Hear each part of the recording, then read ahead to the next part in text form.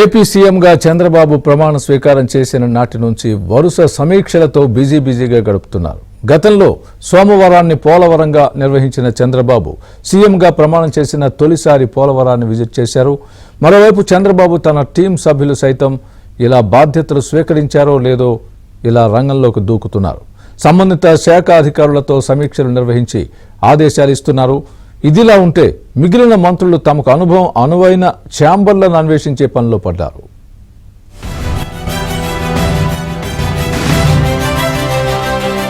రాష్ట్రంలో ఎన్డీఏ సర్కార్ కొలువు తీరిన వెంటనే మంత్రులు వరుసగా వెలగపూడి సచివాలయంలో బాధ్యతలు తీసుకుంటున్నారు. దీనిలో భాగంగా ఈ నెల 14న గృహ నిర్మాణ సమాచార పౌర సంబంధాల శాఖ మంత్రి కొలుసు పార్థసారథి సచివాలయంలో బాధ్యతలు స్వీకరించారు.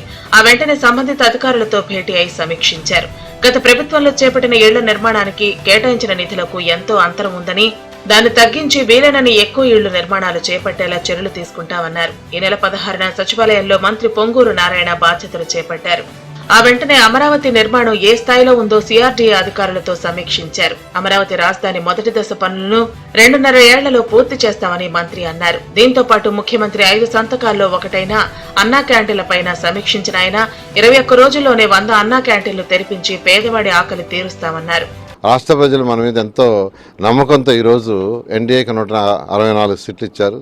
అంతేకాకుండా ప్రతి దగ్గర అత్యధిక మెజారిటీతో కూడా గెలిపించారు. వాళ్ళకి ఏదైతే అవసరమో ప్రజా అవసరాలు తీర్చడమే ప్రభుత్వం యొక్క బాధ్యత. ప్రభుత్వం యొక్క బాధ్యత ఏంటంటే వాళ్ళకి ఏమవసరం ఉంటాయి. ఇప్పుడు మున్సిపల్ శాఖ తీసుకుంటే వాళ్ళకి ఏమవసరం ఉంటాయి, రోడ్లు, డ్రైన్స్, డ్రింకింగ్ వాటర్, ఎలక్ట్రిసిటీ, తర్వాత హౌసెస్, పేదలు నిరుపేదలకు హౌసెస్, ఇలాంటివి ఉంటాయి. వాటిని మనం చేయాలని చాలా క్లియర్గా చెప్పారు. అదేవిధంగా అమరావతి రాజధాని కూడా ఒక టైం బౌండ్లో కంప్లీట్ చేయాలని క్లారిటీ ఇచ్చారు. దాని ప్రకారం ముందు పోవడం జరుగుతుంది. ఇదిలా ఉంటే ఎన్డీఏ కూటమి పక్షాల్లో ఒకటైన బీజేపీ నుంచి ఎన్నికైన సత్యకుమార్ యాదవ్ ఈ నెల 16నే వైద్యారోగ్య కుటుంబ సంక్షేమ శాఖ మంత్రిగా బాధ్యతలు స్వీకరించారు. ఇలా బాధ్యతలు స్వీకరించారో లేదో ఆ వెంటనే సంబంధిత శాఖ ఉన్నతాధికారులతో ఆయన సమీక్ష నిర్వహించారు. రాష్ట్రాన్ని క్యాన్సర్ రహిత రాష్ట్రంగా మార్చేందుకు 5.30 కోట్ల మందికి క్యాన్సర్ స్క్రీనింగ్ పరీక్షలు నిర్వహించే ఫైల్పై ఆయన సంతకం చేశారు. ఎయిమ్స్ తరహాలో ప్రభుత్వ ఆసుపత్రుల్లో వైద్యం అందించడంతో పాటు ఆరోగ్యశ్రీ ద్వారా ఆసుపత్రులకు చెల్లించాల్సిన బకాయిలు 1500 కోట్ల చెల్లింపులపైన దృష్టి సారిస్తామన్నారు. మరో మంత్రి గుమ్మడి సంధ్యారాణి సోమవారం నాడు బాధ్యతలు తీసుకున్నారు. వెంటనే 544 గిరిజన రెసిడెన్షియల్ పాఠశాలల్లో ఏఎన్ఎంల ఏర్పాటుపై తొలి సంతకం చేశారు. ఐసీడీఎస్, ఐటీడీఏలను ప్రక్షాళన చేస్తామని, అంగన్వాడీల సమస్యలను త్వరలో పరిష్కరిస్తామన్నారు. ముఖ్యంగా మొదటి సంతకం ఏంటంటే గిరిజన ప్రాంతాలలో హాస్టల్స్లో ఎక్కువగా వర్షాలు పడినా, ఏదైనా కొంచెం ఇబ్బందులు కలిగిన పిల్లలకు జ్వరాలు రావటం, వాళ్ళు చనిపోవటం మనం ప్రతిసారి చూస్తున్నాం. 5 సంవత్సరాల క్రితం చంద్రబాబు నాయుడు గారు ముఖ్యమంత్రిగా ఉండేటప్పుడు హాస్టల్స్ అన్నింటికి కూడా ఏఎన్ఎంలను పెట్టి పిల్లలకి ఆరోగ్య పర్యవేక్షణ జరిగేది. అలాగే మంత్లీ వన్స్ డాక్టర్లు కూడా వచ్చి చెకప్ చేసేవాళ్ళు. ఇది అప్పటి పరిస్థితి. గత 5 ఏళ్లుగా ఆ పరిస్థితి లేదు. ఏఎన్ఎంలను కూడా తీసేశారు.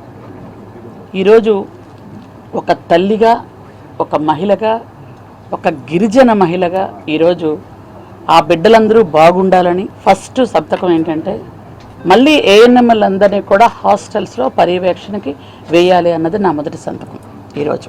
ఓవైపు చంద్రబాబు తన టీం సభ్యులైన మంత్రులు బాధ్యతలు తీసుకున్న వెంటనే చకచకా సమీక్షలు చేస్తున్నారు. 2వ బ్లాక్లోని మొదటి అంతస్తులోని 212వ రూమ్ ను పవన్ కోసం అధికారులు సిద్ధం చేస్తున్నారు. పవన్ తో పాటు జనసేన పార్టీకి చెందిన నాదెండ్ల మనోహర్, కందుల దుర్గేష్ కు కూడా అదే అంతస్తులో ఛాంబర్లు కేటాయించారు. 3 ఛాంబర్లు కూడా పక్కపక్కనే ఉండనున్నాయి.